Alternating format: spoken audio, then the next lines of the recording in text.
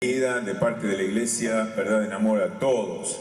En particular queremos darle la bienvenida a aquellos que nos siguen por la vía de internet y a través de Radio Positiva. Queremos darles la bienvenida. También queremos darle la bienvenida a Federico Rosales. Si no lo veo, creo que está ahí atrás. Federico, bienvenido nuevamente. Es un gusto tenerte en medio nuestro nuevamente. Que el Señor te bendiga. Y este aplauso es una muestra del cariño que te tenemos. Quiero también dar la bienvenida nuevamente a todos aquellos que nos visitan por primera vez y particularmente a los que nos visitan por segunda y tercera. Quiere decir que algo estamos haciendo bien. Si usted nos ha visitado por segunda vez, siéntase tan bienvenido como la primera. Y también quiero dar la bienvenida a una pareja que nos visita por primera vez. Sentada ahí en el segundo banco está la esposa de nuestro querido hermano Guillermo Katz, María Alejandra. Y Guillermo Katz, quiero darte la bienvenida. Guillermo es un querido hermano que está envuelto en el ministerio de evangelización a los judíos, y eso me toca muy de cerca. Yo, judío entre judíos, acepté al Señor hace mucho tiempo. Y sé lo difícil que es para el cristianismo llegar al pueblo judío. Así que quiero orar por ti, Guillermo, orar por el ministerio que Dios ha puesto en tu corazón y también por la palabra que ha de ser entregada. Señor, queremos darte muchas gracias porque en este lugar, en este país, podemos entregar tu palabra con libertad. Queremos rogarte, Señor, que tú bendigas a Guillermo, que le des palabra tuya y libertad para entregarla. Que bendigas su ministerio entre el pueblo judío y que este pueblo pueda cambiar su corazón de piedra por un corazón de carne. Señor, bendice tu palabra que ha de ser entregada. Te lo pedimos y te damos gracias en el nombre de Cristo Jesús. Amén.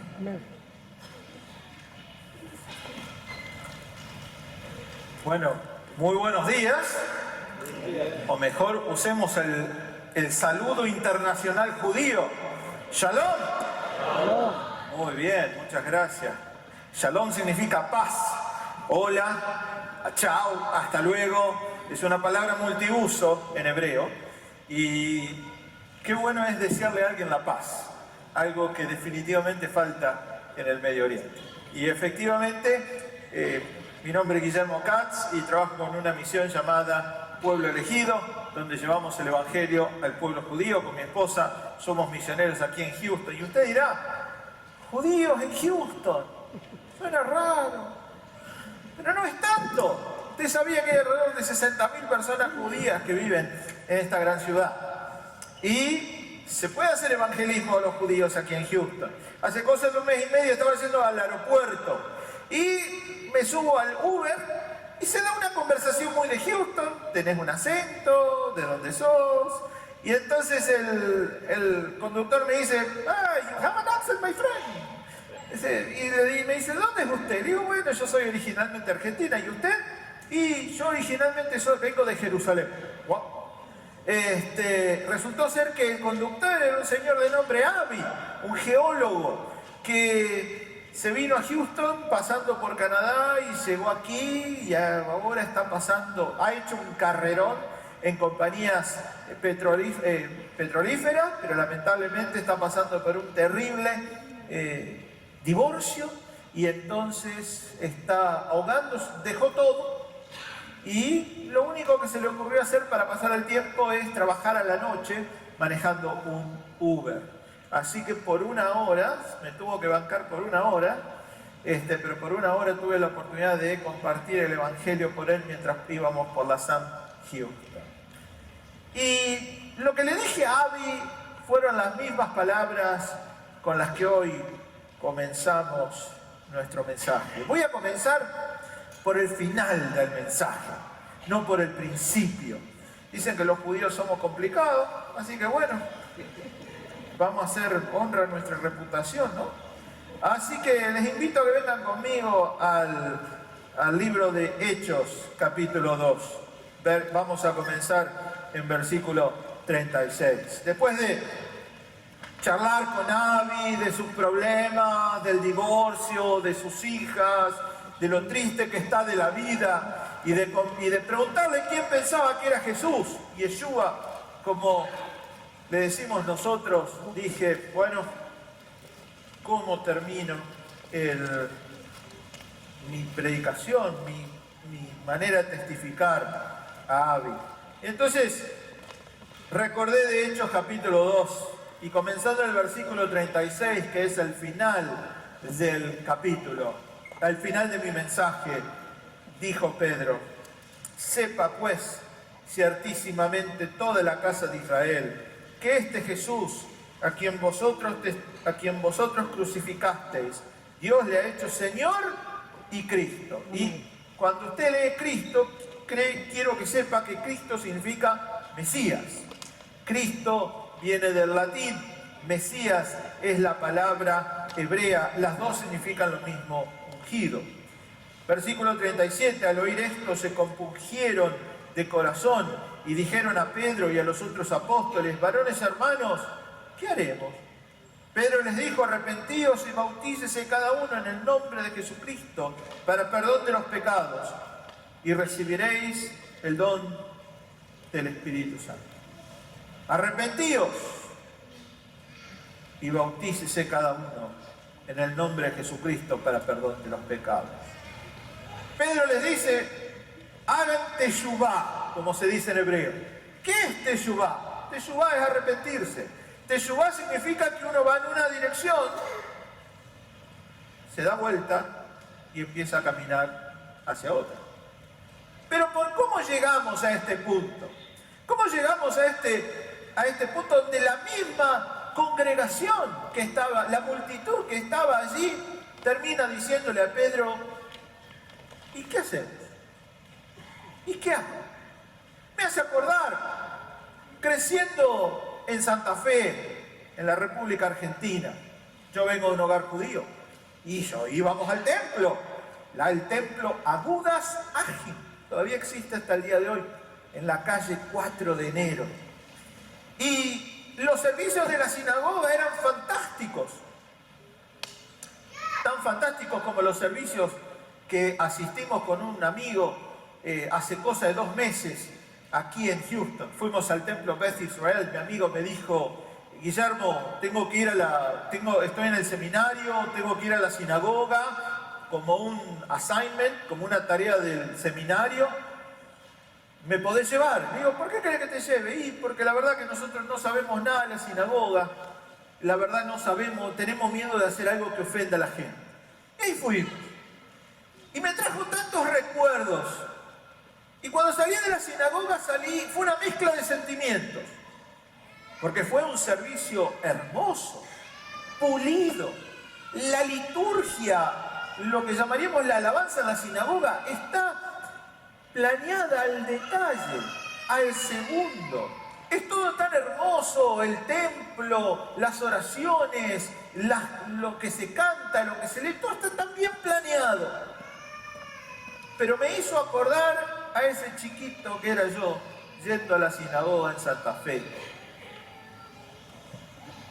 Porque no se habló mucho de Dios, se habló mucho de lo maravilloso que era Dios, de lo maravilloso que era el Dios de Israel, que manejaba los cielos y la tierra, las mareas y todo lo que pasa, pero ¿y yo? ¿Y yo qué hago? ¿Y yo quién soy? Porque era la misma pregunta. En ningún momento se habló de que este Dios tan grande pudiera interactuar conmigo. Y era la pregunta que yo me hacía, ¿y yo qué hago? ¿Qué hago con mis problemas, con mis preocupaciones, con mis miedos? Yo llegué al Señor porque, francamente, y no miento, fui a demasiados entierros judíos. Me tocó vivir de chiquito la muerte de muchos parientes, uno atrás del otro.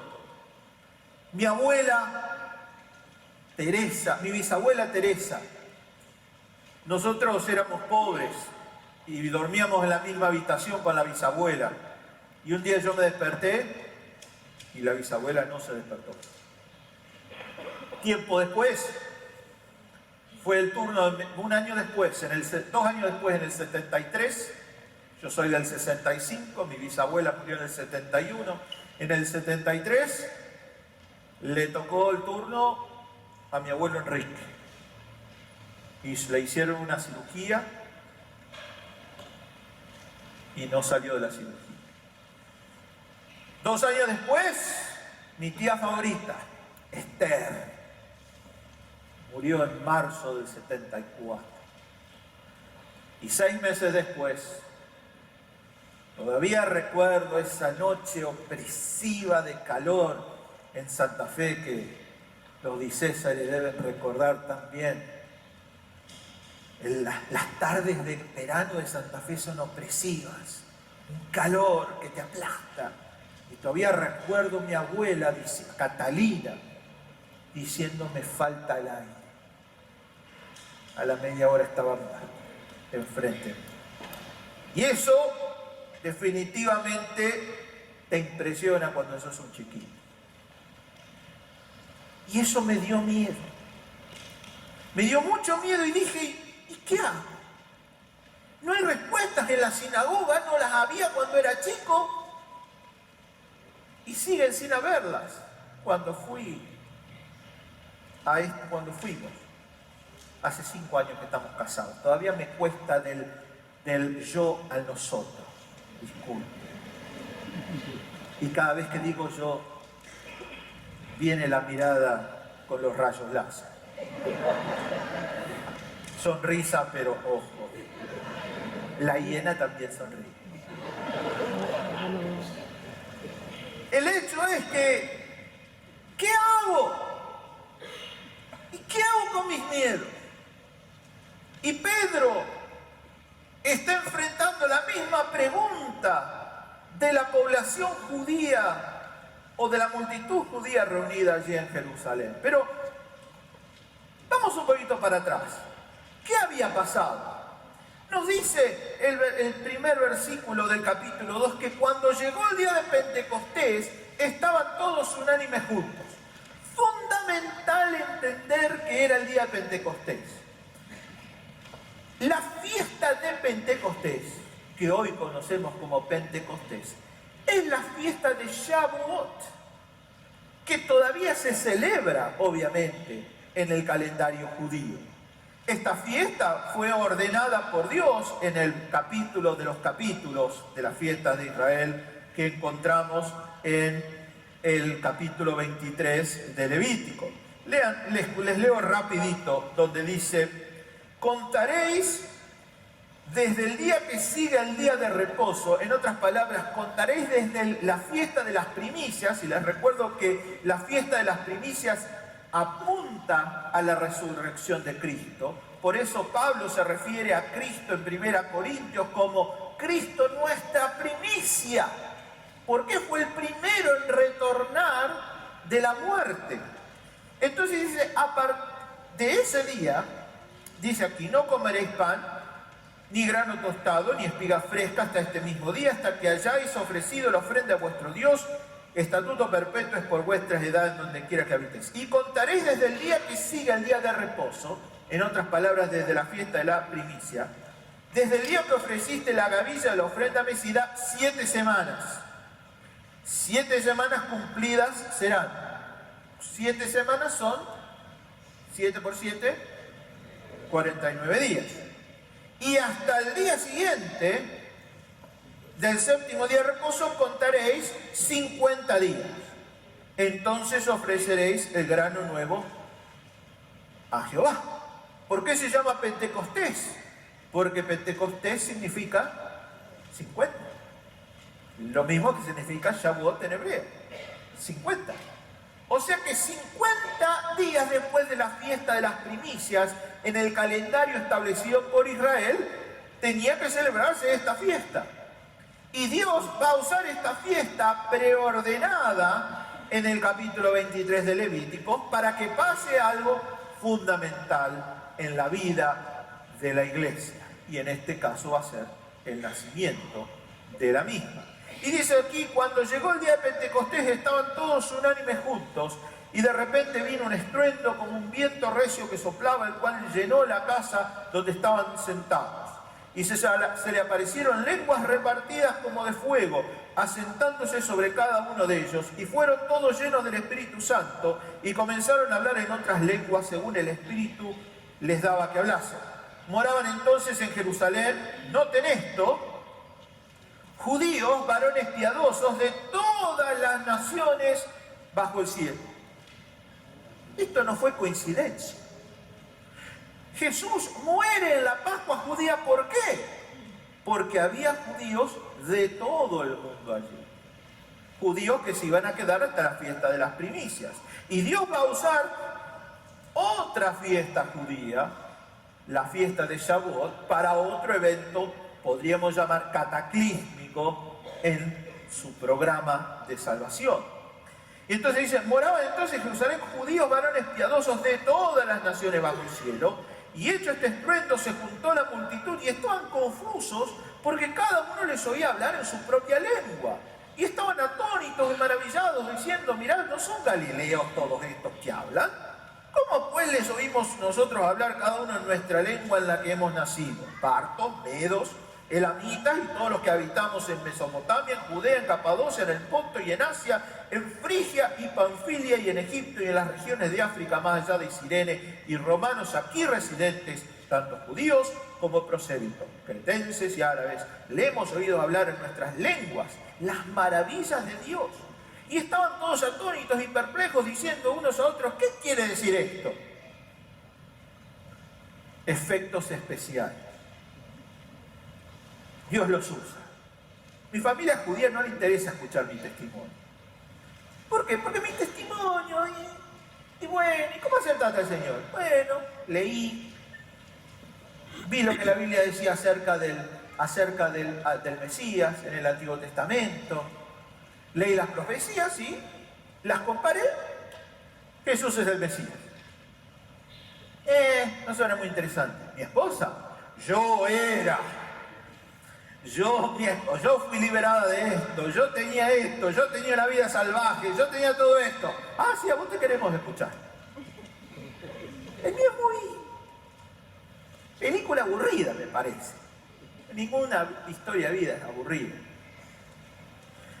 Pero lo que tenemos que entender también es que la razón por la cual Dios usa esta circunstancia, porque lo que tenemos que entender es que Dios va a usar el paralelismo entre lo que ocurrió en el monte Sinaí a lo que ocurre aquí. ¿Qué pasó en el monte Sinaí? En el monte Sinaí Dios le dio la ley al pueblo. Jesús había dicho de que Él nos daba un nuevo pacto. Y como parte de este nuevo pacto iba a venir una nueva ley. Ahora, ¿dónde están los paralelismos? Paralelismo número 1. Nos dice aquí que de repente vino del cielo un estruendo como un viento recio que soplaba, el cual llenó toda la casa donde estaban sentados. Paralelismo número 1. Cuando Dios le da a Moisés la ley, el monte tronaba porque Dios estaba allí presente. En segundo lugar, nos dice versículo 3, y se le aparecieron lenguas repartidas como de fuego, asentándose sobre cada uno de ellos. Éxodo 18, si seguimos el relato nuevamente, nos encontramos con que el monte humeaba. ¿Y cuál es el tercer gran aspecto de Hechos 2? Las lenguas. ¡Qué tema! ¡Qué tema! Yo estoy convencido que estas eran lenguas conocidas. Y esto se apoya en el conocimiento rabínico que tenemos de la ley de Moisés.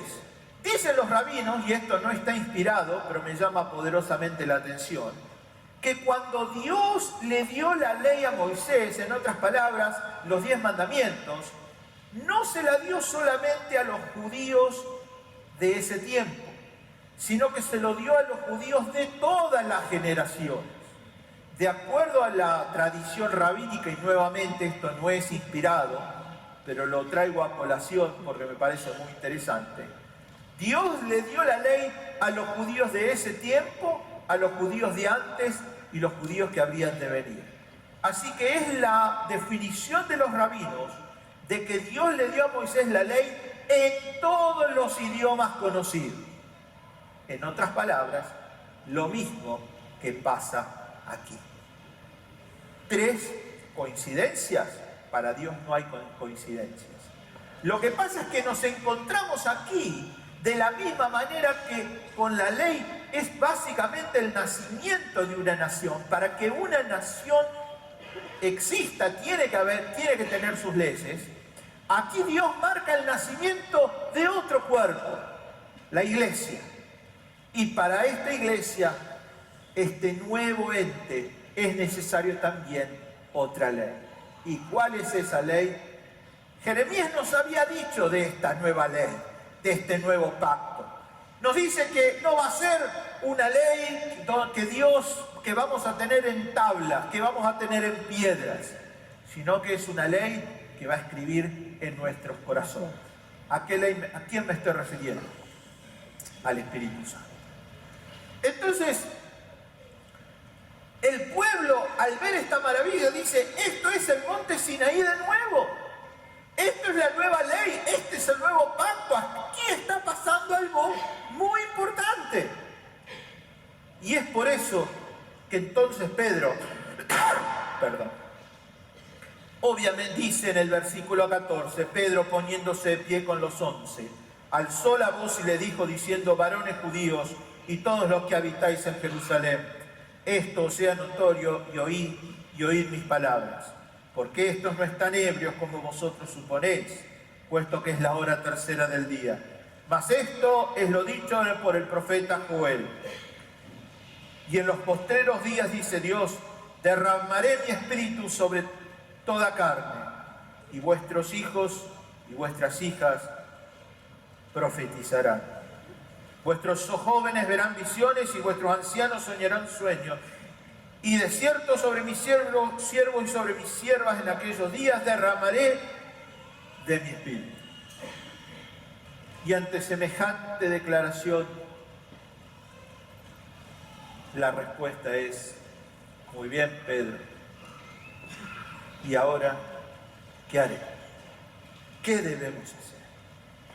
Y esa es la pregunta con la que nos encontramos hoy. Esta es la pregunta que Dios le hace a usted hoy. Yo acepté al Señor, yo acepté a Jesús, al Mesías, como quieran llamarle, porque yo vi algo diferente en ese grupo de adolescentes, en ese tiempo. Yo acepté al Señor en 1980, casi le digo a Hugo, éramos tan jóvenes. Y yo vi algo diferente. En primer lugar, yo estaba buscando algo. Ustedes saben, a mí me dio mucho miedo, me daba miedo irme a dormir. Me daba miedo porque cuando le pregunté a la persona que yo consideraba la mayor fuente de conocimiento y sabiduría en el mundo, mi madre: mamá, ¿qué pasa cuando uno se va a morir? Me dijo: nene, te vas a dormir para siempre.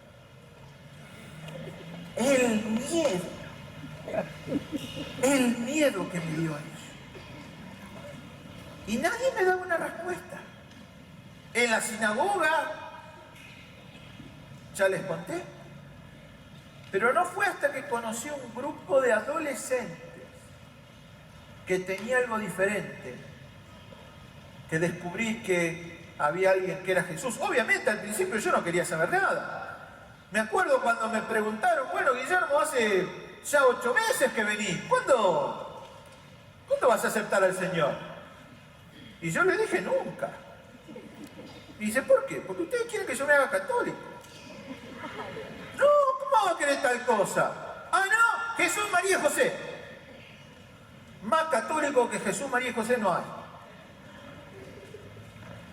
Pero estudiando la Biblia,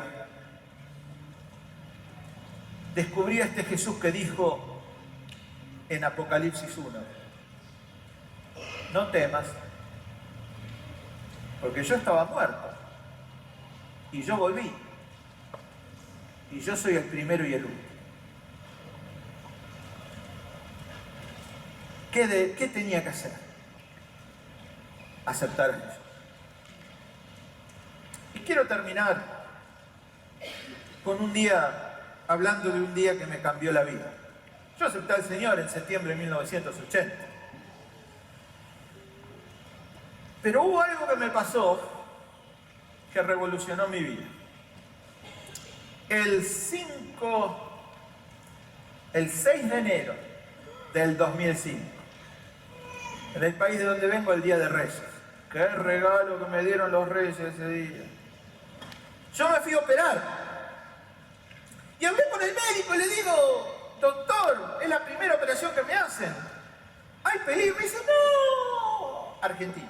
No. Es una pavada. Esto yo lo hago todos los días. Mira, es tan fácil que la puedo hacer con los ojos cerrados. Y evidentemente lo hizo porque me hizo la operación y me dejó una vena abierta. Y a las 3 horas de la operación empecé a sentir frío. Mucho frío. Y obviamente le llamé a la enfermera. Y le dije, tengo frío. Ah, es normal, la anestesia. Te pongo otra manta. Pero yo seguía teniendo frío. Y después me acordé que había leído en tanta literatura acerca del frío abrazo de la muerte. Y ahí ni manoteé el timbre, empecé los gritos nomás. Y lo último que recuerdo antes de desmayarme fue el grito de la enfermera. Cuando entró, estaba tan blanco que parecía muerto. Resulta ser que yo estaba teniendo algo llamado un shock hipovolémico. ¿Por qué? Estaba sangrando tanto que él como ¿vieron la computadora cuando dice me quedé sin batería, te hago el shutdown? El cuerpo hace lo mismo. Pero sos vos el que se está muriendo. Y a los 20 minutos, a las 4 horas me despierto en terapia intensiva. Y estoy como Robocop. Cables por todos lados. Y viene la médica, Graciela Gómez. Me dice, mire Katz, no sé cómo decirle esto. Le digo, bueno, dígamelo. Me dice, mire, la verdad no sabemos si usted sale. Me dice, usted está perdiendo sangre, lo hemos transfundido por hora. No sabemos si usted sale de esta. Está bien. Y me puse a orar. Yo, el chiquito que tenía miedo de morirse, el chiquito que había visto tanta muerte, ahora un hombre de 40 años, me puse a orar. Pero esta vez había algo diferente. Porque oré y le dije, Señor, si paso de esta, gracias. Y si no, tú sabes en quién es creído. Miren mi hermano, miren mi hermana, la paz que tuve fue tremenda. Yo que tenía miedo a la muerte, tuve paz. Y aparte es una cosa muy fuerte porque uno se da cuenta que está pasando algo mal, que algo está muy mal. Es todo cuando uno está en el hospital hay un torbellino alrededor de uno, ¿no? Y uno le ve la cara a los médicos, la cara de las enfermeras, hasta en un momento ya me habían sacado, ¿no? En la camilla, listo para ir al quirófano, y uno está ahí básicamente desnudo. Y a uno no le interesa. Y todo el mundo pasa delante de uno. Y hasta los pobres pibes que estaban barriendo ¿cómo se llama? Limpiando el piso del hospital, me miraban como... me esquivaban. Porque uno se está muriendo. Pero esta vez no tuve miedo. La paz que tuve, más allá de todo razonamiento. ¿Pero saben por qué? Porque un día yo le dije a Jesús, vení a mi vida. Y esa es la pregunta con la cual Dios le confronta a usted. Hoy. Este Jesús, dijo Pedro, a quien todos ustedes crucificaron. Y es cierto, todos nosotros le crucificamos. Hoy te pregunta, ¿qué vas a hacer con él? Entonces, ¿dónde está usted con Jesús? ¿Qué piensa usted de Jesús? ¿Lo tiene usted en su vida? Esa es la gran pregunta que hoy se tiene que hacer. Y ojalá hoy usted le diga a Jesús, ¿qué debo hacer? Ojalá usted se esté preguntando, ¿y qué debo hacer hoy?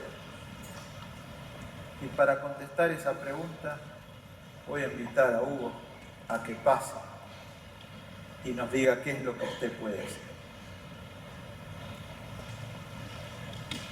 Gracias, Guillermo.